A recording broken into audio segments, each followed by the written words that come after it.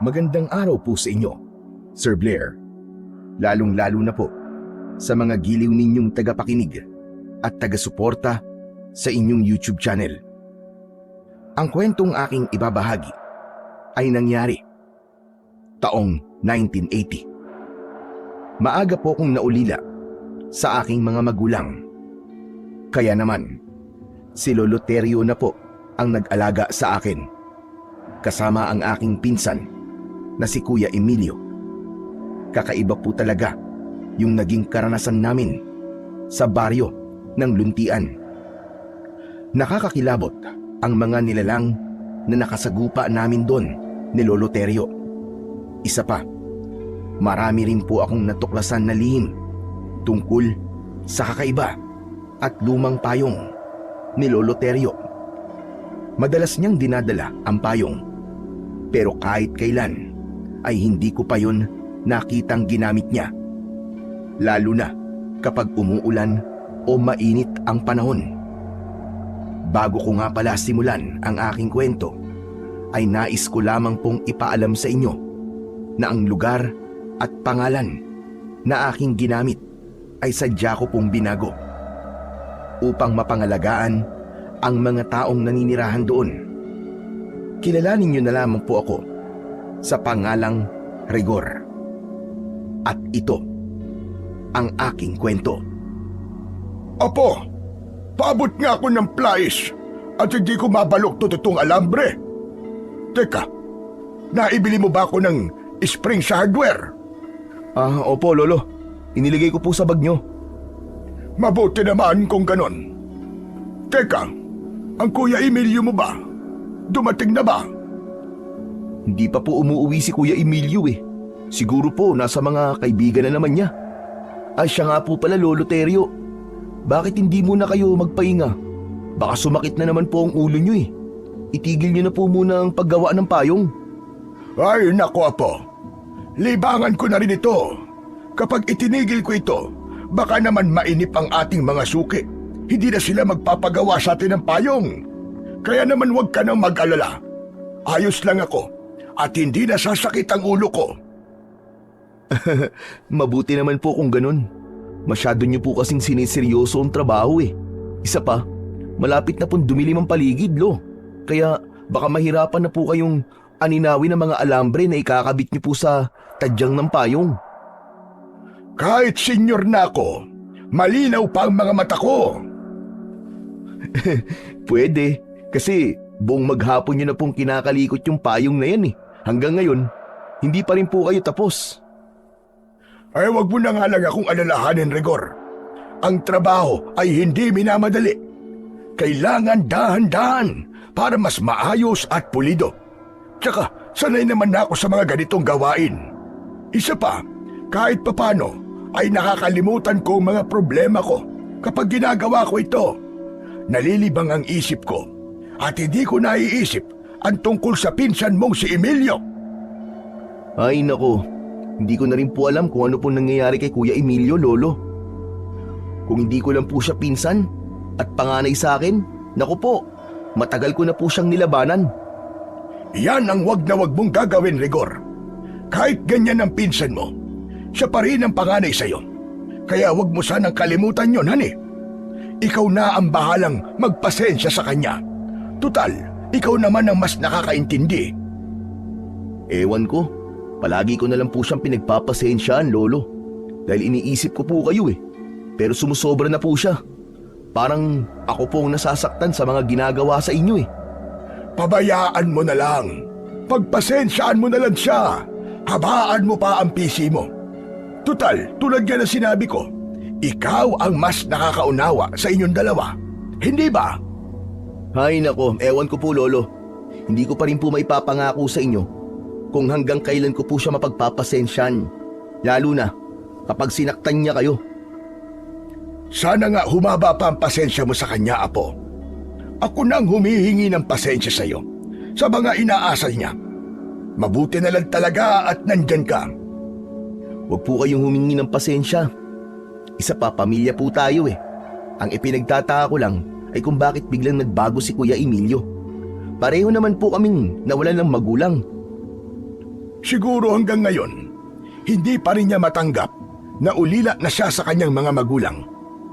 Pakiramdam ko nga ay gumaganti siya. Nagre-rebelde para iparamdam sa akin na galit siya. Aba, kahit na po ba, Lolo Terio, mali pa rin po ang ginagawa niya.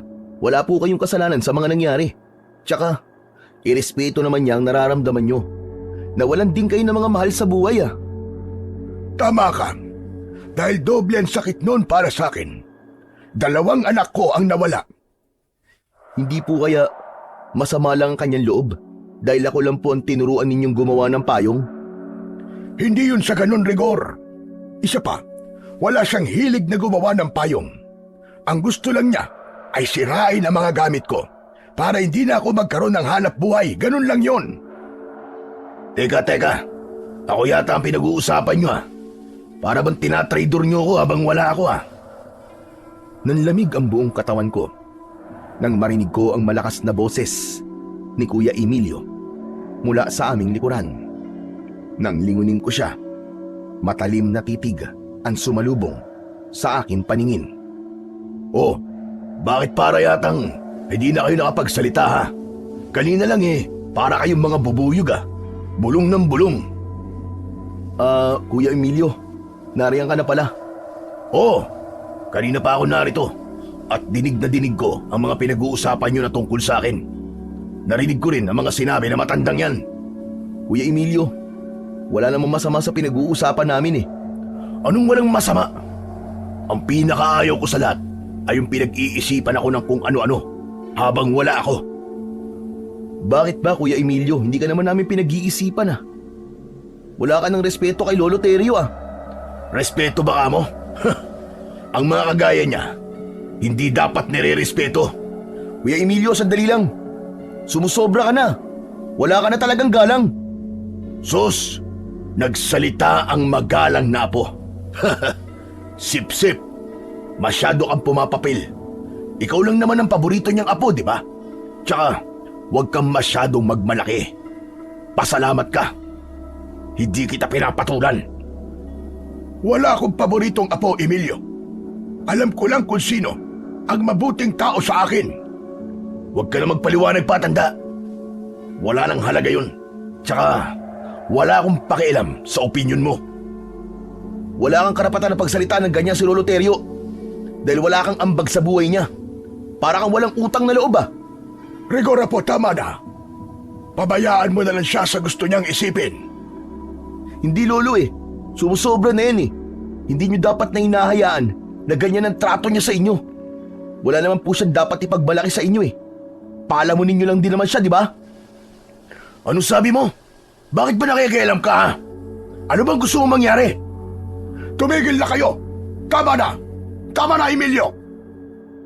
Wala ka pala eh. Puro ka lang palasatsat eh. Tama na sabi! Rigor, halika na. Tulungan mo na lang ako sa ginagawa ko na matapos na ito. Huwag mo nang sayangin pa ang oras mo dyan. Sayang lang pala ang oras nyo sa akin. Parang sinabi nyo na rin na wala akong kwentang kausap. Oo, dahil hindi na nakakatuwa mga pinagsasasabi mo. Sana pala, ako na lang ang namatay. Kaysa araw-araw mo kong pinapatay sa masasakit na salitang ibinabato mo sa akin. Hindi ako manhid na kagaya mo. Nasasaktan din ako, Emilio. Kaya naman, kung wala kang masasabing maganda, umalis ka na lamang sa bahay ko. Hindi ako aalis. Tsaka wala akong pakialam kung nasasaktan ka, tanda. Sana talaga. Tama ka. Ikaw na lang ang namatay. Ikaw ang dapat na mamatay, Kuya Emilio. Dahil wala kang silbi. Inutil, masama. At wala kang kwentang tao. Lintik na. Gusto ba talaga masaktan ha? Sige, saktan mo ako. Subukan mo lamang na ilapat ang mga kamao mo sa mukha ko. At hindi kita aatrasan. Lalabanan kita. Sa pagkakataong yon, ay pumagitna na sa amin si Lolo Terio. Itinulak niya kami palayo sa isa't isa habang pareho nang nakataas ang aming mga kamay at nakahaya ng suntok. Hindi na ba kayo nahiya? Talaga bang ganyan na kayo katatapang? At kahit nasa harapan ko kayo, ay magsusuntukan kayo at magpapatayan? Sa tingin niyo ba, Matutuwa ang mga magulang nyo sa ginagawa nyong dalawa. Pasensya na po kayo, Lolo. Hindi ko po napigilan ang sarili ko. Pasensya. Si Raulo, sip-sip ka lang kamo. Emilio, tama na. Wala ka nang ginawan tama. Bakit? Tama ba? Na may pinapanigan kayo, ha? Kailan ba naging maganda ang ugali ko sa paningin nyo, ha, tanda? Tsaka, nasusuka ako kapag nakikita ko ang pagmumukha mo. Pareho lamang tayo ng nararamdaman, Emilio.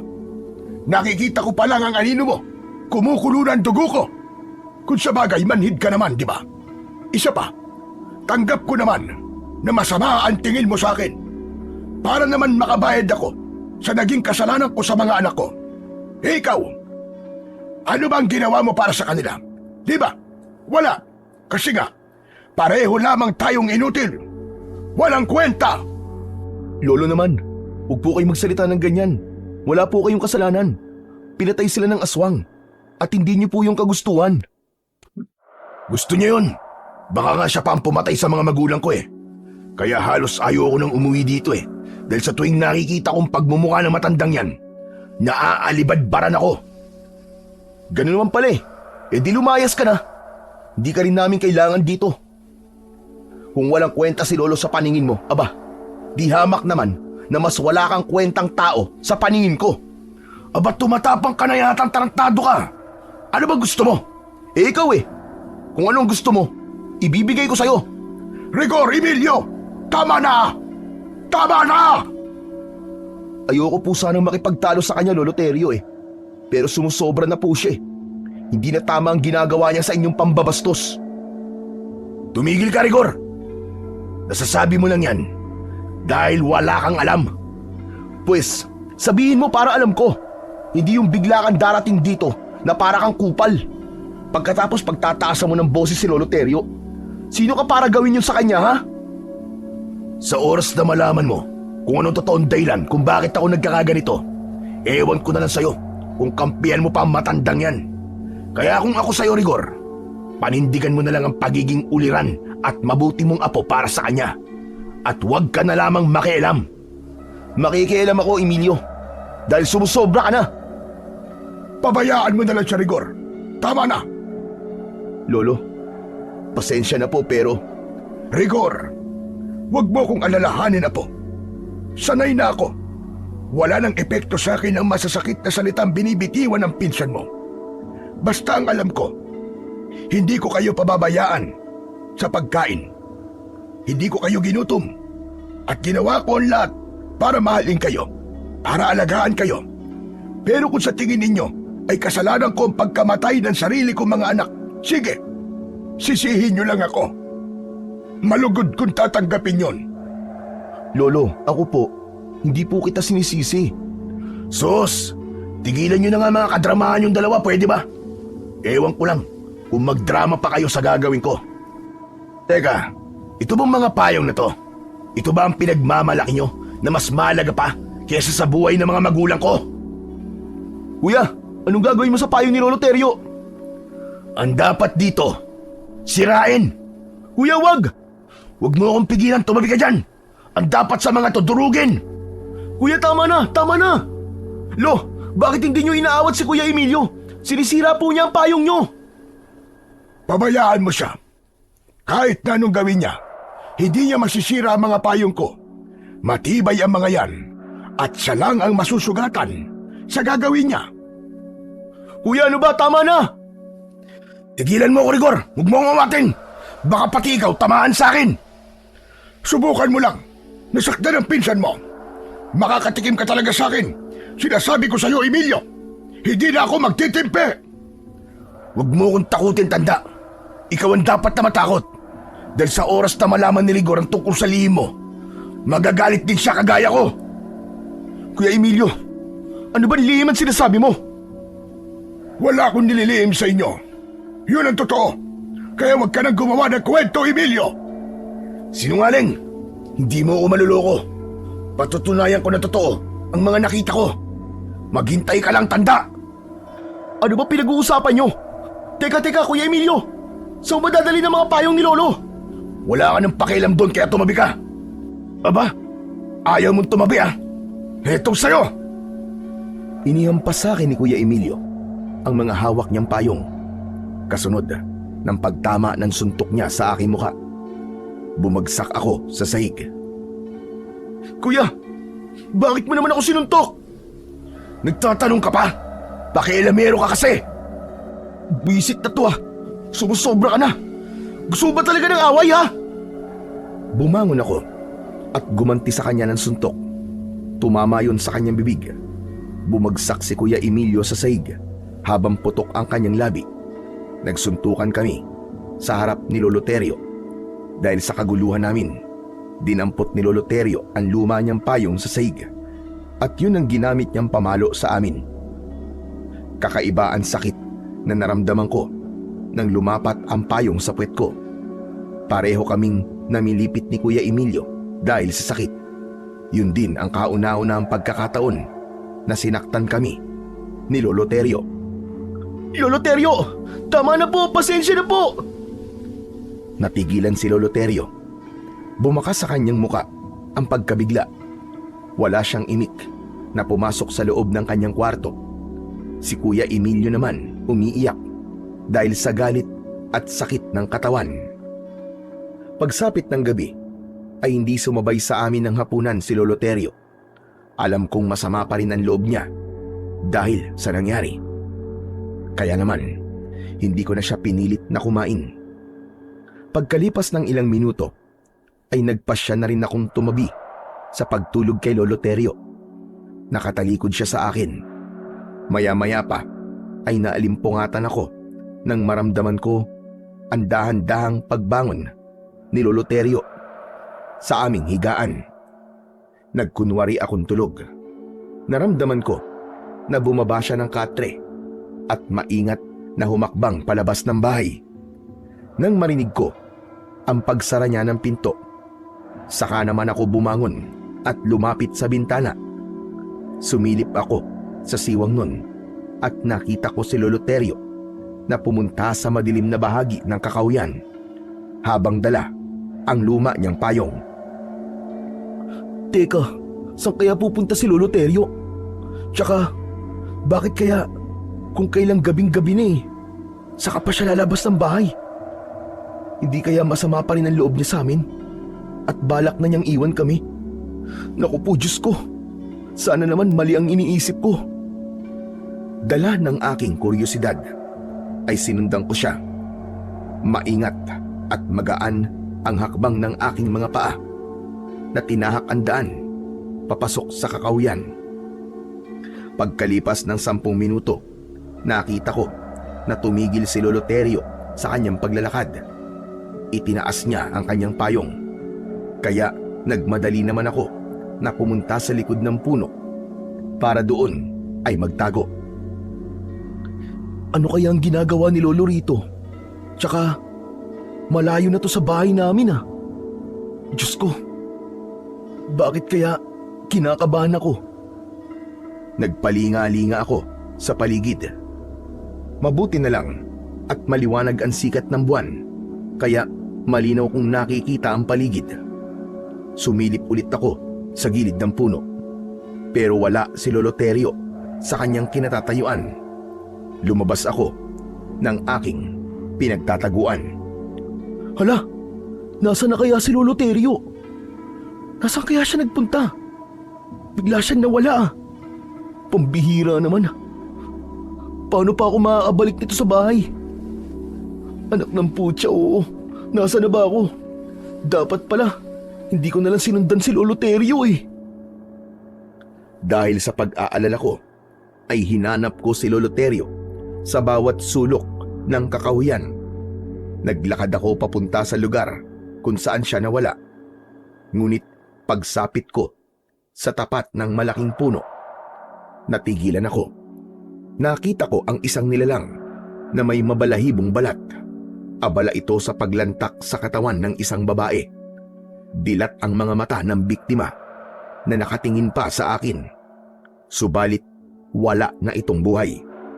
Nagsipagtaasan ang mga balahibo ko sa katawan dahil sa labis na takot at dahan-dahan akong napaatras ng hakbang, papalayo sa kinaroroonan ng halimaw habang pigil ko ang aking hininga.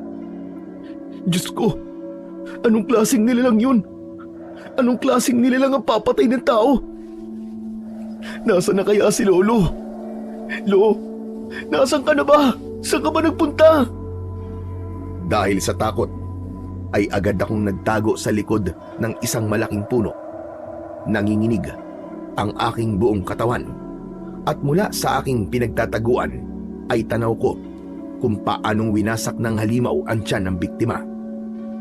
Rinig na rinig ko rin ang tunog ng pagkadurog ng buto nito sa loob ng bibig ng aswang. Pagkatapos ay hinugot nito ang lamang loob ng biktima. Nilantakan yon at pasubsob na kumain sa kanyang palad. Aswang! Aswang nga yun, di ako maaaring magkamali. Diyos ko, tulungan niyo po ako. Tulungan niyo ako. Kailangan kong makaalis dito. Teka, hindi kaya siya si Lolo Terio? Siya lang naman ang nakita kong pumasok sa kakahuyang ito ah. Hindi kaya ito na ang tinutukoy ni Kuya Emilio kanina na lihim ni Lolo? Diyos ko po, huwag naman sana. Aswang si Lolo Terio. At ito ang lihim niya. Nang mga sandaling yon, ay hindi ko maintindihan ang aking nararamdaman. Hindi ko namalayan na tumulo na pala ang luha ko sa aking mga mata. Hindi mawala-wala sa isip ko kung paano niyang nilantakan ang kaawa-awa na biktima. Hindi. Hindi ito totoo. Nagkakamali lang ako. Hindi aswang si Lolo Terio. Hindi siya aswang. Gusto kong papaniwalain ang sarili ko na hindi totoo ang mga nakita ko. Ngunit paulit-ulit na bumabalik sa isip ko ang itsura ng aswang. Dala ng bugso ng aking damdamin, tumakbo ako ng mabilis, papalayo sa lugar na yon. Ni hindi ko namalayan kung paano ako nakabalik sa aming bahay. Namumutla ang labi ko, nanginginig ang tuhod ko, at pinagpapawisan ako ng malamig. Mabilis kong isinara ang pinto habang habol ang sarili kong hininga. Subalit nagulat ako nang marinig ko ang boses ni Kuya Emilio mula sa aking likuran. Mukhang nakakita ka ng multo ah. Humarap ako kay Kuya Emilio. Nakakaloko ang kanyang ngiti habang nakaupo sa upuan nagawa sa kawayan. Ano? Nakita mo rin ba? Nakita mo rin ba kung ano ang totoong pagkatao ni Lolo Terio? O magiging kagaya rin kita na magbubulag-bulagan sa mga nakita? Kuya Emilio, ang ibig mo ba sabihin, alam mo na rin na aswang si Lolo Terio? Pero kailan pa? Kailan mo pa nalaman yung tungkol sa kanya? Matagal ko nang alam na aswang si Lolo Terio. Ikaw lang naman ang tanga at walang alam. Sigurado ka ba, kuya? Kasi yung aswang na nakita ko kanina, hindi ko naman nakita ang pagpapalit niya ng anyo. Baka naman nagkakamali ka lang. Baka hindi si Lolo Terio yun. Sira ulo ka ba? Nakita ko ang pagsunod mo sa kanya kanina. Nakasilip din ako sa bintana habang pinagtatawanan ka. Dahil sa wakas, matutuklasan mo na ang lihim ng matandang yon. Kaya nga kahit kailan hindi gumaan ang loob ko sa kanya.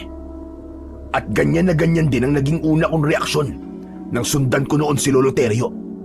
At makita ko ang halimaw na yon. Kaya sa itsura mo ngayon, alam ko na nakita mo rin siya. Pero hindi pa ako sigurado kung si Lolo Terio nga ang nakita ko. Huwag kang tanga. Lukuhin mo sarili mo, pero hindi ako. Alam mo na ang katotohanan, kaya huwag ka nang magbulag-bulagan. Siya lamang ang sinundan mo kanina. Kaya ang aswang nakita mo, siya talaga si Lolo Terio. Marami na siyang pinatay, Rigor. At lihim niya yung ginagawa. Kaya mag-isip-isip ka na. Hindi pa rin ako naniniwalang aswang siya, kuya. Pero huhulihin ko siya. Gusto kong matiyak na totoo nga ang mga nakita ko kanina. Aswang siya, aswang. At matagal niya na tayong niloloko. Yun ang totoo. Baka nga siya pa ang pumatay sa mga magulang natin eh. Kaya nga galit na galit ako sa kanya. Sagad sa buto ang galit ko sa kanya. Kaya ikaw, bahala ka. Magkunwari kang walang nakita. Magtanga-tangahan ka hanggang gusto mo. Sige lang, panindigan mo kung ano ang pinaniniwalaan mo. Naniniwala pa rin ako sa nararamdaman ko. Hindi niya magagawang sakta ng mga magulang natin. Bahala ka na nga sa gusto mong isipin. Basta ako, hahanap ako ng paraan para pagbayaran niya ang ginawa niya sa mga magulang ko. Bumundol ang kaba sa aking dibdib nang marinig ko ang sinabing yun ni Kuya Emilio. Isa yung banta sa buhay ni Lolo Terio. Kinabukasan, pagkatapos kong matuklasan ang eksenang yun kagabi, pakiramdam ko para na bang sasabog ang dibdib ko sa pag-aalala. May pagkakataon pa nga na gusto kong magtanong. Pero natatakot ako dahil hindi pa ako handa sa magiging sagot niya. Kaya naman, nanatili na lang ako na walang kibo sa aking kinauupuan na silya. Napansin ko rin na may sugat siya sa braso. Parang nanggaling yun sa isang kalmot. Kaya't napatingin ako sa kanyang muka, pero agad din akong nagbawi ng tingin. Hindi naman yun nakaligtas sa paningin ni Lolo Terio. Rigor, ano bang problema mo at kanina ka pang hindi napapakali sa upuan mo? Para bang sinisilihan ang puwet mo? May gusto ka ba sabihin sa akin? Wala po Lolo Terio. May iniisip lang po ako. Ay siya, kalimutan mo na kung ano ang iniisip mo. Kumain ka na lang ng almusal at samahan mo kung pumunta sa Karatig Baryo. Baka marami nang magpapagawa ng payong sa atin doon. Lolo Terio, pwede po ba na hindi mo na ako sumama? Aba, bakit naman? Para bang ngayon lang kita narinig na tumanggi na sumama sa akin? Ano bang problema? Wala naman po akong problema, Lolo Terio. Pasensya na po kayo. Masama lang po talaga ang pakiramdam ko. Kilala kita, Rigor. Alam ko kung nagsisinungaling ka sa akin o may itinatago ka sa akin. Sa napapansin ko sa iyo ngayon, para bang iniiwasan mo ko? Huwag po kayong mag-isip ng ganyan, Lolo Terio. Totoo naman po talaga na masama ang pakiramdam ko eh. Ganun ba? Hindi pa naman ako pwedeng umalis na walang kasama. Madali akong mahilo. Baka mapano ko sa daan. Hindi po ba pwedeng bukas na lang po tayo pumunta ron, Lolo? Hindi pwede. Dahil kahapon pa hinihintay ng may-ari itong mga payong. Hindi ko lang masabi kay Lolo Terio ang tumatakbo sa isip ko ng mga sandaling yun. Nag-alala ako na baka kunwari lang si Lolo na maghahatid ng payong sa mga suki nito. Pero ang totoo, baka naghahanap lang siya ng susunod na magiging biktima.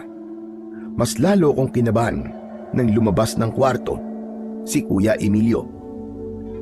Huwag niyo nang piliting sumama sa inyo ang paborito niyong apo.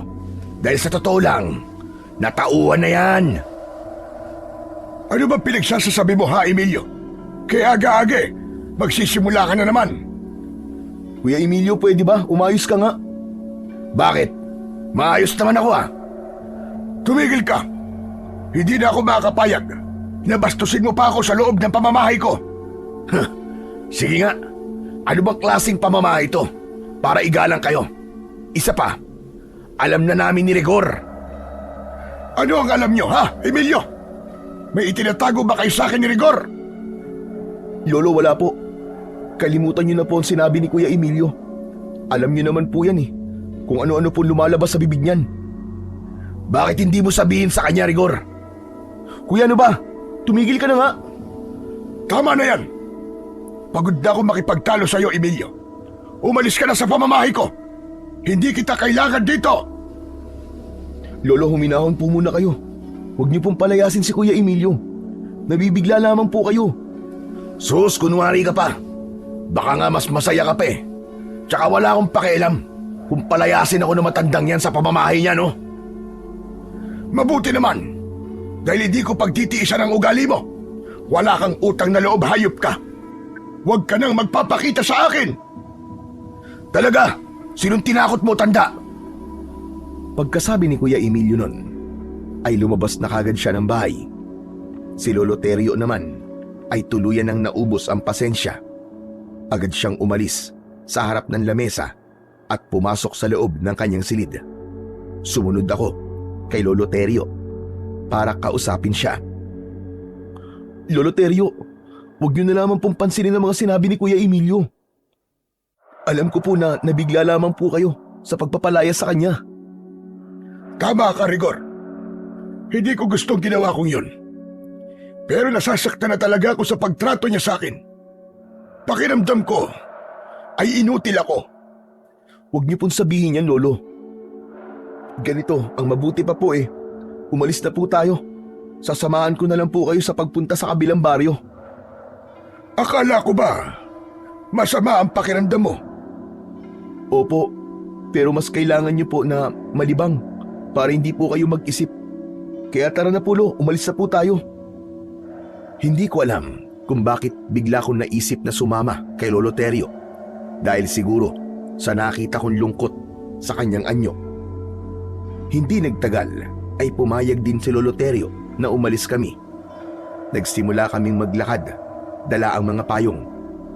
Pagkalipas ng kalahating oras na paglalakad, ay tumambad sa aming paningin ang itsura ng baryo. Napansin ko agad na marami ang buntis na babae sa lugar na yon. Mas lalong tumindi ang takot na nararamdaman ko dahil iniisip ko na may bago na namang mabibiktima, si Lolo Terio. Apo, napansin ko habang nasa daan tayo kanina, abay hindi ka nagsasalita, hindi ka nagtatanong. Para bang meron nang nagbago sa iyo? Ano po Naku Lolo, wala pong nagbago sa akin. Tsaka, huwag niyo po akong alalahanin. Masama lang po talaga ang pakiramdam ko kaya po ako ganito. Iniisip ko rin po mga sinabi ni Kuya Emilio kanina. Huwag kang mag-alala. Sanay na ako sa ugali niya tulad nga na sinabi ko sa'yo dati. Kanina lang ako napuno sa kanya. Tsaka, kahit na noon sabihin niya sa'yo, huwag mo siyang paniniwalaan. Wala naman siyang sapat na batayan. Lo, meron po ba kayong itinatago sa akin? Wala naman akong itinatago sa iyo, Apo. Sige na, bilisan mo na ang paglalakad at baka abutin pa tayo ng dilim sa daan. Lo, ano po bang gagawin natin dito? Maliban po sa paghatid ng payong ng mga nagpaayos po sa inyo. Maghahanap tayo ng bagong magpapagawa sa atin ng payong. Tsaka, hindi ko pa naman nalilibot ng buo ang baryong ito. Pansin ko po kasi na halos lahat po ng mga babaeng nakatira sa lugar na to buntis. Dahil ang baryong ito ay sentro ng mga pagkain ng aswang. Bigla akong kinabahan sa sinabing yun ni Lolo Terio. Pero bigla siyang tumawa. Teka, bakit naman bigla ka namutla? Binibiro lang naman kita. Hala, sige na. Lumapit tayo sa umpukan nila at baka gusto rin nilang magpagawa ng payong sa atin. Malay mo, hindi ba? Kahit sinabi ni Lolo Terio na biro lang yun, pakiramdam ko totoo yun. Kaya habang naglalakad kami ay hindi mawala ang kaba sa dibdib ko. Paglapit namin sa umpukan ng mga tao, napansin ko kagad ang masamang tingin ni Lolo Terio sa mga babaeng buntis. Sa palagay ko, sinusuri ni Lolo Terio ang galaw ng mga babaeng naroroon. Maya-maya pa ay may biglang lumapit sa amin. Isang babae rin na buntis. Nakatingin siya sa payong na dala ni Lolo Terio. Nakangiti ito at nagtanong kung magkano raw ang payong ni Lolo Terio. 80 na lang para sa'yo. Matibay ito at gawa sa purong aluminom. Humingi ng isang payong ang babae, pero masama ang tingin nito sa hawak na lumang payong ni Lolo Terio. Kaya naman lumapit ako sa kanila. Kailangan kong bantayan ang kilos ni Lolo Terio. Paglapit ko ay nahuli ko na masama ang tingin ng aking lolo sa tiyan ng babae. Mabuti na lang ay may lumapit na lalaki sa aming kinaroroonan. Inakbayan nito ang babaeng buntis. Saka nakangiting nakipag-usap kay Lolo Terio. Mabuti naman po at inihatid niyo na po ang payong ko, Tatay Terio. Aba, siyempre. Pasensya ka na kung natagalan. Heto nga, at bumili pa ng isang payong ang asawa mo. Teka, sandali lang. Ito na pala ang payong na ipinagawa mo sa akin. Magugustuhan mo yan. Mukhang bago na ulit. Aba, oo nga no. Mahusay ang pagkakagawa nito ah. Mukhang matibay. Muntik ko nang hindi makilala. Tamang-tama ito at malapit na ho ang tag-ulan. Sinipat-sipat pa ni Mang Arnold ang hawak niya na payong. Pero napansin ko rin ang pagsulyap niya sa lumang payong ni Lolo Terio habang nakatukod yun sa lupa. Teka, Tatay Terio. Parang mas maganda yata ang isang yan ah. Yan din ang gusto ng asawa ko eh. Nako, pasensya ka na. Ngunit hindi ko ito ipinagbibili. Pag sarili ko itong gamit, ala-ala pa to sa namatay kong mga anak. Abay, sayang naman ho. Bala ko sanang bilhin yan kahit pagkano. Pasensya na talaga, Arnold. Pumili ka na lamang ng iba. Magkakapareho naman sila ng itsura. Kung gusto mo, babawasan ko na lamang ang halaga ng payong na magugustuhan mo. Biglang umasim ang muka ni Mang Arnold at dumilim ang anyo. Sayan nga ang gusto ko, Tatay Terio eh. Tsaka kung magdadala ka ng payong at hindi mo naman pala ipagbibili, aba, hindi mo na sana nilantad sa amin. Paano yan? At nagustuhan ng asawa ko. Baka makunan siya. Pero hindi ka rin naman siguro bulag. Nakita mo naman siguro na nakaiwalay ang payong ko sa mga payong na ibinibenta ko. Ang ipinagtataka ko lang, di hamak naman na mas maganda mga bagong payong na to kaysa sa luma kong payong. Bakit ba? Para yatang mas interesado kayo sa luma kong payong. Hindi na mahalaga kung bago o luma ang payong. Ang mahalaga, nagagamit pa at gusto ng asawa ko. Pasensya ka na talaga. Hindi ko naman alam na magugustuhan mo itong payong ko. Pero kagaya na sinabi ko, hindi ko talaga ito ipinagbibili. Nako, wag na kayong maniniwala sa matandang yan. Ang luma niyang payong ang ginagamit niya para maghanap ng mabibiktima. Kung ako sa inyo, mag-ingat kayo sa matandang yan. Aswang yan eh. Ilayo niyo po ang asawa niyo kay Lolo Terio. Baka mawalan kayo ng anak. Pareho kaming hindi nakapagsalita ni Lolo Terio sa biglang pagsulpot na yon ni Kuya Emilio. Hindi namin namalayan na sumunod pala siya sa amin. Bumakas ang galit sa muka ng aking lolo. Tumigil ka, Emilio! Hanggang dito ba naman? Dinadala mo pa rin ang kabastusan mo! Bakit, Tatay Terio? Sino ba siya? Apo ko yan. Bastos po ano? Parang walang pinag-aralan ah. Sinong bastos na sinasabi mo? Bastos ba yung nagmamalasakit lang ako sa asawa mo? Pwes, pakialaman mo ang buhay mo. Hindi ka namin kadugo, kaya wala kang karapatan sa amin. Kung umasta ka, para kang kupal ah. Unahin mo muna sarili mo, bago ang ibang tao. Oo nga naman, Kuya Emilio, umuwi ka na lang. Huwag ka na magkalat dito. Nakakahiya sa mga tao. Sus, kunwari ka pa. Hindi mo ba alam na kapag nanahimik ka, mas lalo lamang silang mapapahamak? Aswang yan eh. Hindi ako aswang. Nagkakamali ka sa sinasabi mo. Sinungaling. Anong ginagawa mo rito? Hindi lang pala bastos ang apo mo, Tatay Terio eh. Bulag din. Hindi niya nakikita na naghahanap buhay kayo rito. Pambihira. Ngayon lang yata ako nakakita ng ganyang klaseng tao ah. At apo mo pa. Hindi niya ako apo. Simula nang pinalayas niya ako sa bahay, pinutol ko na rin ang ugnayan namin. Abay, dapat lang. Kahit ako, ang nasa kalagayan ni Tatay Terio, palalayasin din kita. Kasi wala kang alam. Teka, ano ba ang karapatan mo makialam sa akin ha? Kayo na nga ang pinag-iingat ko. Ako pa ang lumalabas na masama ngayon. Hindi ko kasi nagustuhan ang tabas ng dila mo habang kausap mo si Tatay Teryo. Bakit? Ikaw ba ang nagpapakain kay Tatay Teryo, ha?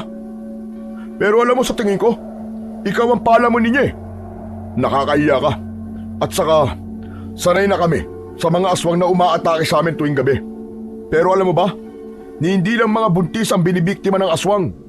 Pati ang tao may masamang pag-uugali at walang galang sa matanda. Yun ang una niyang pinapatay. Lalong-lalo ka na.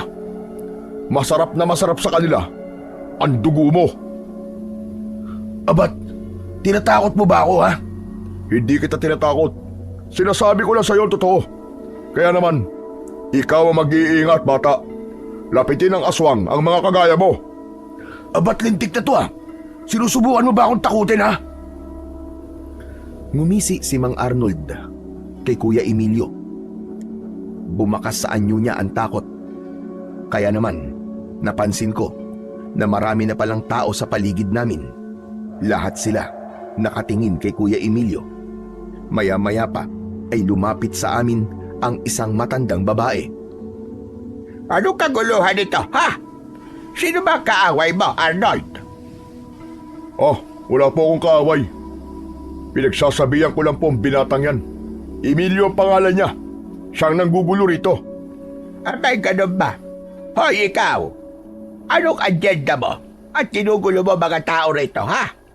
Baka naman kulang ka sa leksyon. Magsabi ka lang. Sus, may agenda ka pang nalalaman. Agendahin mo ang pagbumuka mo. Mukha ka rin namang aswang eh. Dahil sa sinabing yon ni Kuya Emilio, lahat ng mga taong naroroon ay biglang nagalit at pinagmumura ang pinsan ko. Hindi nila nagustuhan ang sinabi nito. Kaya naman, pumagit na ako para pigilan sila. Kuya Emilio, pwede ba? Umayos ka. Hindi na magandang lumalabas niya sa bibig mo, ah. Baka nakakalimutan mo. Nasa teritoryo nila tayo. Pasensya ka na, Maruha. Pasensya ka na sa inasal ng aking apo. Huwag mo na lamang pansinin ang kanyang sinabi. Bakit hindi ko papansinin na sinabi niya, ha? Pinaratakan niya ako na isang aswang. Hoy, tanda. Sinabi ko yun dahil sa itsura mo. Paratang ka dyan. Magtali ka kasi ng buhok mo nang hindi ka mapagkamalan na aswang. Abat sumusobra ka na yata. Baka nakakalimutan mo na nasa teritoryo kita. Baka mawala ang katarantaduhan mo kapag pinaikot ko ng suntok ang ulo mo. Sus, dami mong satsat. Bakit hindi mo gawin? Ano ka mo? Ikaw ha? Kilalanin mo muna kung sinong binabangga mo. Baka samain ka. Matuto kang rumispeto sa mga taong mas nakatatanda sa'yo. Ewan. Wala akong panahon para dyan. Habang nagkakainitan sila, ay napatingin ako sa gawi ni Lolo Terio na kanina pang walang imik. Kitang-kita ko ang panginginig sa kamay ng matanda habang hawak niya ang lumang payong. Alam kong nagtitimpi siya ng galit, kaya lumapit ako kay Lolo Terio. Lo, umuwi na lang po tayo. Nakakahiya na po sa mga taga rito. Nakakahiya po si Kuya Emilio. Lintik na yan. Ako pa ngayon nakakahiya. Umayos ka nga, Rigor. Masyado ka naman yatang nagmamalinis. Tumigil ka na. Di ka na nakakatuwa. Buisit. Kayong di nakakatuwa. Magsama-sama kayo. Mga lintik kayo. Dapat pala dyan, Tatay Teryo, bigyan ng leksyon eh. Ay nako, Arnold. Kaya sabi ko sa'yo, bantayan mong mabuti ang magiging anak mo. Ayoko magkaroon ng ganyang apo. Nagpapakahirap ang lolo niya para buhayin siya. Tapos siya pang igaganti niya. Sana, tamaan ng kidlat ang damuhong yon. Hoy, matandang hukluban. Narinig kita. Tumigil ka sa pinagsasabi mo. Baka ikaw ang tamaan ng kidlat. Ikaw ang tumigil. Bakit? Kilala mo ba ako, ha? Ikaw hindi kita kilala. Pero sa ugaling nakikita ko sa'yo, masasabi kong wala kang kwentang tao. Ano ka mo? Ano sabi mo, tanda? Wala akong kwenta. Bakit? Kilala mo rin ba ako? Tama na! Tama na, Emilio! Wala ka ng galang! Wala ka ng pinagkatagdaan! Nakakahiya ka na! Dala ng labis na galit ni Lolo Terio. Sinuntok niya si Kuya Emilio. Bumagsak ito sa lupa at pumutok ang kanyang labi. Huh, tama lang yan. Kapag bastos, dapat dyan patikimin ang suntok, pasabugin ang bunganga. Kulang pa nga yan eh. Dapat dyan, sunugin ang bibig. Mabilis na bumangon si Kuya Emilio. Saka dinuro si Mang Arnold. Alam mo, sa totoo lang, wala sana akong balak na sumunod dito eh. Kaya lang, nag-aalala ako sa mga taong taga rito. Pero yung mga tao pala na inaalala ko ay pare-pareho naman pala na mga walang kwentang tao. Mag-iingat ka sa mga pinagsasasabi mo, binata. Makapangyarihan na salita, lalo na ang pagduduro ng daliri sa mukha ng tao. Baka magsisi ka.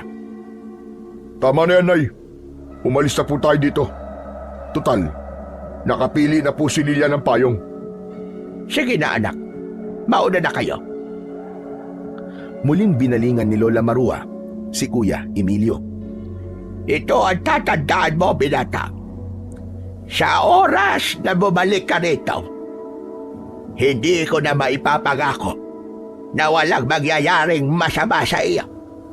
May marka na ang mukha mo sa lugar na ito. Huwag mo akong tinatakot, tanda. Hindi ako natatakot sa'yo. Hindi nga tumataas ang balahibo ko sa'yo eh. Pwes, subukan mo. Tignan ko lang kung manatili pa ang tapang mo. Lola Marua, Huwag kang sumali sa usapan. Bantayan mo na lamang ang lalaki yan.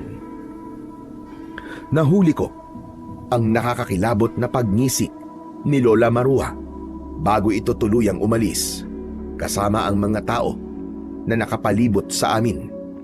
Si Lolo Terio naman ay naunang naglakad na at iniwan kaming dalawa ni Kuya Emilio. Sinamaan ko siya ng tingin bago ako sumunod kay Lolo Terio. Wala kaming imikan sa daan. Pagkalipas ng kalahating oras na paglalakad, narating namin ang bahay. Pagpasok namin sa loob, ay agad akong umupo sa bangko. Si Lolo Terio naman ay tumayo sa gitna ng sala. Maya-maya pa ay pumasok si Kuya Emilio. Sa pintuan pa lang, agad siyang pinagtaasan ng boses ni Lolo Terio. Wala ka talaga kwentang tao. Wala kang pinipiling lugar. Ipinahiya mo ko sa harap ng maraming tao. Aba, marunong din pala kayong mahiya, no? Pambihira naman, oh. Kayo nga hindi nahihiya sa amin eh. Anong sabi mo? Alam ko, pinatay niyo ang mga magulang namin. Kaya namatay sila, hindi ba? Diyos ko, paano mo nasasabi ang ganyang bagay? Kaya ba nagkakaganyan ka? Dahil iniisip mo na pinatay ko ang mga magulang mo, ganun ba? Oo, at alam ko na itatanggi niyo yun. Talaga pala, na napakawalang hiya mo, Emilio. Bakit ko naman papatayin ang mga anak ko? Hindi mo ba alam kung gaano kasakit sa isang magulang ang mawalan ng mga anak? Pagkatapos, sasabihin mong pinatay ko sila. Bakit? May patunay ka ba? Oo, meron akong patunay. Alam ko na isa kang aswang. Kung anong klaseng nilalang ka. Para sa akin, masaol ka pa sa demonyo. Kaya dapat sa'yo, mamatay! Agad na sumugod si Kuya Emilio kay Lolo Terio. Nanlaki ang aking mga mata nang suntukin ni Kuya Emilio si Lolo. Subalit nakaiwas ito at gumanti ng hampas ng payong sa dalawang tuhod ng aking pinsan hanggang sa napaluhod siya sa sahig. Hindi ko na kaya ang mga lumalabas na masasakit na salita dyan sa bibig mo. Hindi kita pinalaki para bastusin mo lang ako. Kaya lang, kung matigas na ang buto mo, sige, tumayo ka, lumaban ka, nang makita mo ang hinahanap mo. Talagang tatayo ako. Lalabanan kita. Muling sumugod si Kuya Emilio kay Lolo Terio na hindi man lang umaalis sa kinatatayuan nito. Para akong nanonood ng magandang laban sa pelikula. Kagaya ng nangyari kanina, nabigo si Kuya Emilio na pabagsakin si Lolo Terio. Pero dahil tumayo na naman ito para umatake kay Lolo Terio, ako na ang sumuntok kay Kuya Emilio. Bumagsak siyang patihaya sa sahig. Tama na, kuya! Para ka ng baliwa! Bakit ka ba ganyan? Wala namang ipinakikitang masama sa'yo si Lolo Terio ah! Huwag kang tanga, Rigor. Huwag mo siyang kampiyan. Huwag mong ipagtanggol ang aswang na yan. Tama na yan, Rigor. Sarado na ang isip niyan. Paniwalaan niyo kung ano ang gusto niyong paniwalaan. Kung hindi niyo ako kayang pakisamahan, bukas ang pinto. Malaya kayong umalis. Simula ngayon, kalimutan niyo na may lolo kayo. Hindi agad ako nakapagsalita nang makita ko na pumasok sa loob ng kanyang silid si Lolo Terio. Dinig ko rin ang pagsarado ng pintuan. Kasunod ang paglagabog ng katre niya na sa tingin ko nagwala si Lolo Terio. Napatingin ako sa gawi ni Kuya Emilio. Tumayo siya habang nakatingin sa akin. O ano? Masaya ka na ba ha? Masaya ka na ba? Oo, dahil hindi ako bulag at tanga. Nakagaya mo. Tila ba napansin ko sa muka ni Kuya Emilio ang biglang pagsisisi sa mga nasabi niya dahil tumingin siya sa nakasaradong pintuan ng silid ni Lolo Terio. Maya-maya pa ay pumasok na rin si Kuya Emilio sa loob ng kanyang silid at pabarag niyang isinarado ang pinto. Pagsapit ng gabi ay nagluto ako ng hapunan. Balak ko sanang dalhan ng pagkain si Lolo Terio. Subalit bigla akong natigilan. Kitang-kita ko ang ginagawa niya sa loob ng kwarto. Nasisilip ko yun sa siwang ng pinto. Nakaluhod siya sa sahig, paharap sa payong na nakapatong sa katre. Binubulungan niya yun habang nakapikit. Gabayan niyo ang bawat kilos ko, ang bawat galaw ko, upang matupad ko ang nais ng sandatang ito. Mula sa hangin ay bigyan mo ko ng karagdagang lakas upang lumaban. Nalalapit na ang pag-aasik nila ng lagim. Tulungan mo kong lumaban. Bigyan mo ko ng lakas upang magapi ang kasamaan. Nanigas ang aking mga tuhod sa narinig ko. Ni ayaw gumana ng utak ko ng mga sandaling yon. Nanatili akong nakatayo at nakatingin kay Lolo Terio. Bumundol ang kaba sa aking dibdib, lalo na at narinig ko na kinakausap niya ang lumang payong na para bang meron siyang nakikita na hindi nakikita ng aking mga mata. Diyos ko! Ano kaya ang ginagawa ni Lolo Terio sa payong? Natatandaan ko na kahit kailan, hindi niya yung binuksan. Palagi niyang dala ang payong na yun. Pero hindi naman niya ginagamit. Sa pagkakataong yun, mas lalong nagulo ang isip ko. Pakiramdam ko, may iba pang lihim na itinatago sa amin si Lolo Terio. Kaya pinanood ko ng matagal ang ginagawa niya. Pakiramdam ko noong mga oras na yon, hindi na ako humihinga dahil sa takot. Ilang saglit pa ang lumipas. Nakita ko na pinilit ni Lolo Terio na hawakan ang payong. At nanlaki ang aking mga mata nang makita ko na hawakan din pala yun ng isang uri ng patalim. Para bang ice pick, kumislap yun sa liwanag na nanggagaling sa ilaw ng gasera. Kasunod ng pagbukas niya ng payong, pinaikot niya yun sa ere at nakita ko nakakaiba ang itsura nun. Para bang isang uri ng kalasag na kayang tapatan ang matalas na bagay na tatama sa payong. Dahil sa pag-aalala, mabilis akong umalis sa tapat ng pinto at bumalik na sa kusina. Inilapag ko ang pagkain sa ibabaw ng lamesa. Saka nag-isip. Para saan kaya ang payong at talim na yun? Ang mabuti pa kaya tanungin ko si Lolo Terio. Siguro naman hindi masamang magtanong. Nang bumalik ako sa tapat ng pintuan ng silid ni Lolo Terio, Napansin ko na may hawak siyang isang bote. Para saan kaya ang boteng yun? Bakit kaya binuhusan niya ng langis ang dulo ng payong? Kailangan ko na malaman kung ano ang totoo. Akma na sanang papasok ako sa loob ng silid ng aking lolo nang bigla akong nakarinig ng ingay sa kabilang kwarto. Kwarto yun ni Kuya Emilio. Kaya wala na akong inaksayang oras. Agad akong nagtungo at pumasok sa silid niya. Subalit nanlaki ang mga mata ko nang tumambad sa aking paningin ang nagkikikisay na katawan ni Kuya Emilio habang bumubula ang kanyang bibig. Nakatirik ang kanyang mga mata. Naninigas ang kanyang braso at binti habang nakahiga sa sahig. Mabilis ko siyang nilapitan at binuhat ang kanyang ulo para hindi tumama yon sa sahig. Kuya Emilio, gumising ka! Kuya Emilio, ano ba nangyayari sa'yo? Hindi ako nakatanggap ng tugon mula kay Kuya Emilio. Kaya naman ay sumigaw na ako. Lolo! Lolo Terio, tulungan niyo po ako! Si Kuya Emilio! Lolo! Si Kuya Emilio po, may nangyayari sa kanya! Mabigat na yabag ng paa ang narinig ko na papalapit sa aming kinaroroonan. Pumasok si Lolo Terio at agad niyang nakita ang nakahandusay na si Kuya Emilio. Bakit? Ano nangyari? Lo, nakita ko po siya rito. Nakahiga po sa sahig. Hindi ko po alam kung ano nangyayari sa kanya eh. Ano pong gagawin natin? Huminahon ka muna, Rigor. Kailangan natin makapag-isip na maayos. Sa tingin ko, pinaglalaruan siya ng orasyon ng aswang. Ano po?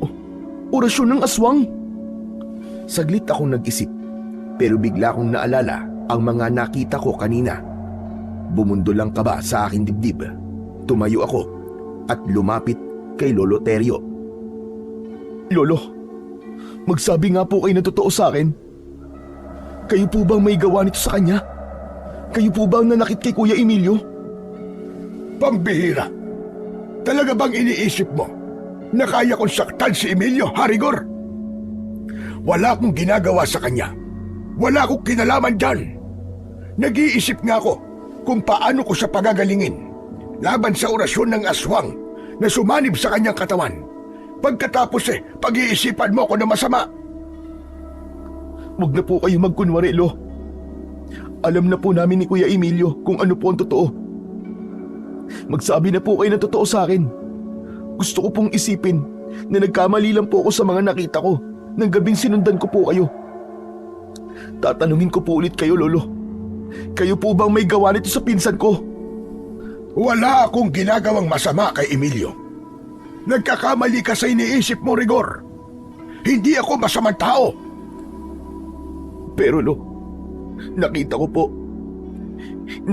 po kung paano niyo po kinain yung tao dun sa kakauyan. Nakakatakot po ang itsura niyo. Isa kayong aswang. Hindi ako aswang, Rigor. Sana nga. Pero hindi pa puron matatapos ang hinala ko na aswang kayo. Kanina po, sa loob ng kwarto nyo, narinig ko po na binubulungan nyo po ng orasyon ng luma niyong payong. Pagkatapos, ay nagkaganito na po si Kuya Emilio. Paano nyo po yun may papaliwanag sa akin, na? Ngayon po yung sabihin nyo, kung wala bang katotohanan ng mga nakita ko. Totoo ang lahat ng mga nakita mo sa loob ng aking silid. Pero yung sa kakauyan, hindi ako yon. Dahil hindi ako aswang. O baka naman, kaya ka nagkakaganyan ay dahil naniniwala ka na sa mga pinagsasasabi ni Emilio, Harigor. Ikaw ang higit na nakakakilala sa akin. Pinaniwalaan ko lamang po kung ano ang mga nakita ko. Hindi po ako maaaring magkamali sa mga nakita ko, Lolo. Alam ko pong may kakaiba sa inyo. Aswang po ba talaga kayo? Ilang beses ko ba sasabihin sa'yo na hindi ako aswang? Hindi ako aswang, Rigor. Maniwala ka. Kung hindi po kayo isang aswang at hindi kayo may gawa nito kay Kuya Emilio, pagalingin niyo po ang pinsan ko. Pagalingin niyo po si Kuya Emilio. Dahil sa totoo lang, hindi ko na po alam kung ano ang paniniwalaan ko. Pero sa ngayon, hindi po muna ako maniniwala sa mga sasabihin niyo sa akin. Pagkasabi ko nun, ay iniwanan ko si Lolo Terio sa loob ng silid ni Kuya Emilio at pumasok ako sa aking silid. Ipinaramdam ko sa kanya na masama talaga ang loob ko. Lumipas ang 3 araw, wala pa ring pagbabago sa kalagayan ni Kuya Emilio. Sa kwarto niya, natutulog si Lolo Terio. Nalaman ko na hindi na makapagsalita si Kuya Emilio magmula nang mangyari yun sa kanya. Madalas siyang sumisigaw na para bang humihingi ng tulong. Sumusuka rin siya ng malapot na likido kasabay ng malakas niyang pag-angil na para bang wala na siya sa kanyang sarili. Dahil doon, mas lalong tumindi ang galit ko kay Lolo Terio. Hindi ko siya kinakausap, ngunit patuloy pa rin ako sa paggawa ng payong kasama siya. Hanggang isang gabi, nahuli ko si Lolo Terio. Iginapos niya sa katre si Kuya Emilio. Nagtago ako sa likod ng pinto at sinilip siya. Pinanood ko kung ano ang ginagawa niya.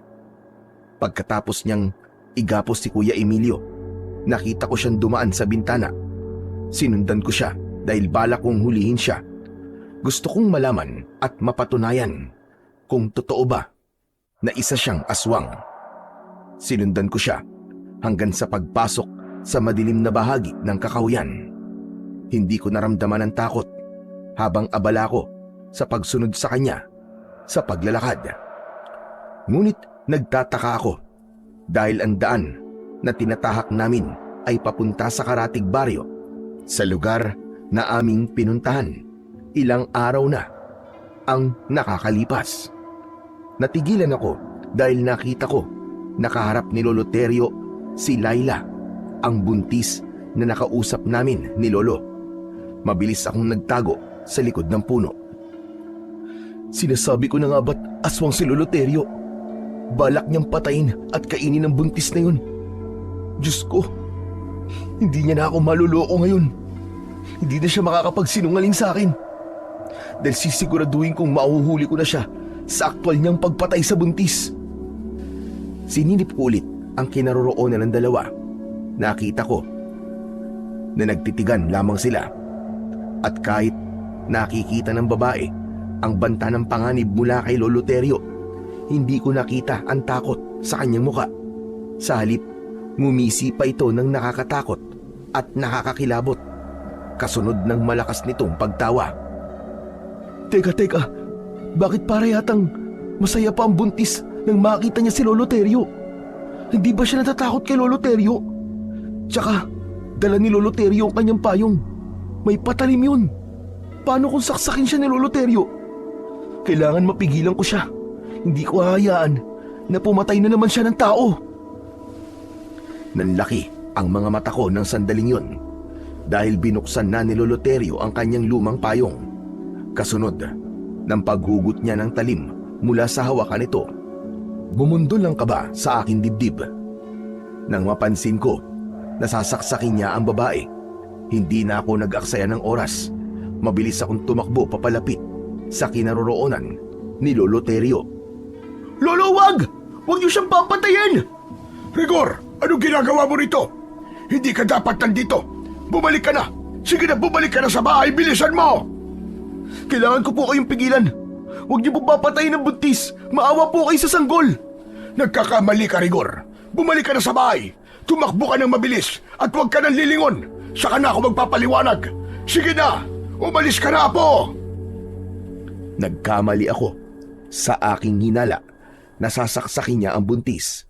Dahil saktong paglapit ko kay Lolo Terio ay nakita ko rin ang pagbabagong anyo ng babaeng buntis. Umalingaw-ngaw ang malakas niyang halakhak at sa paglantad ng kanyang itsura, nakilala ko ang nilalang. Teka Lo, siya po ang aswang na nakita kong pumatay sa babae sa kakahuyan. Pero ang buong akala ko ay kayo po yun. Kaya nga umalis ka na, Apo! Iwan mo na ako rito! Bilisan mo! Huwag na matigas ang ulo! Bilisan mo na! Hindi Lo, hindi po kita iiwan dito. Sige na! Huwag na sabing matigas ang ulo mo eh! Papatayin ka niya at nararamdaman ko na hindi siya nag-iisa. Kailangan ko lang talagang gawin ito para gumaling na ang pinsan mo. Bilis, tumakbo ka na! Hindi ka dapat nandito! Hindi mo dapat ako sinundan dito! Lo, patawarin niyo po ako. Akala ko po talaga kayo po ang aswang eh. Hindi ko na natapos ang mga sasabihin ko dahil inatake na kami ng aswang.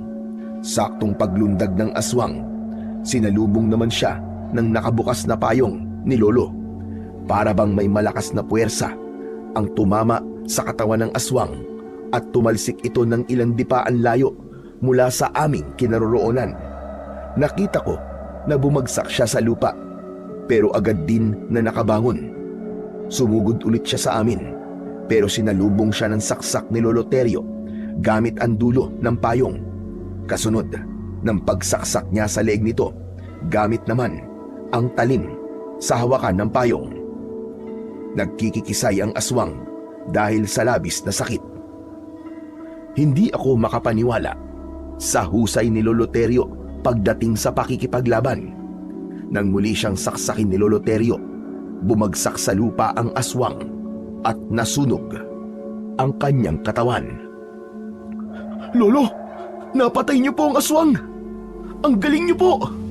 Kailangan ko siyang patayin para mawala ang sanib ng orasyon sa katawan ng pinsan mo. Isa pa, hindi ka na dapat sumunod dito. Malalagay sa panganib ang buhay mo. Baka hindi kita maprotektahan, kagaya na nangyari sa mga anak ko. Pasensya na po talaga kayo, Lolo Terio. Hindi ko po kasi alam eh. Tsaka, wala na po tayong magagawa dahil nandito na po ako eh. Sasamahan ko na lang po kayo. Hindi! Anong ginawa niyo sa asawa ko? Napaatras kami ni Lolo Terio nang biglang dumating si Mang Arnold habang nakatingin siya sa naabong katawan ng kanyang asawa. Hindi maaari ito! Anong ginawa mo, Terio? Dala ng labis na galit, nagpalit siya ng anyo bilang aswang. Tumubo ang mahaba niyang pangil sa bibig at nagkulay pula ang kanyang mga mata. Kasunod, ng dahan-dahan niyang paglapit sa amin, umatras kami ni Lolo Terio habang hindi inaalis ang tingin namin sa kanya. Itinutok ni Lolo Terio ang talim sa aswang. Apo, ikaw na ang gumamit sa payong. Gamitin mong pananggalang laban sa matulis niyang kuko. Tinanggap ko ang payong at itinutok ko yun kay Mang Arnold. Pinatay mo ang asawa ko, kaya malalagot kayo sa akin. Hindi ako makakapayag na hindi niyo pagbayaran ang ginawa niyo sa mag-ina ko. Pinatay niyo ang mga anak ko. Kung tutusin, kulang pa mga buhay nila sa ginawa niyo sa mga anak ko at sa asawa nila. Pinagtulungan niyo silang kainin na para bang sila ang handa sa piyesta. Ngayon naman, papatayin kita at walang ibang makikinabang sa katawan mo kundi ang mga uod sa lupa. Tumulo ang malapot na laway ni Mang Arnold dahil sa pag-angin niya ng malakas. Kasunod ng pagbuka ng kanyang bibig at pagtingala niya sa langit.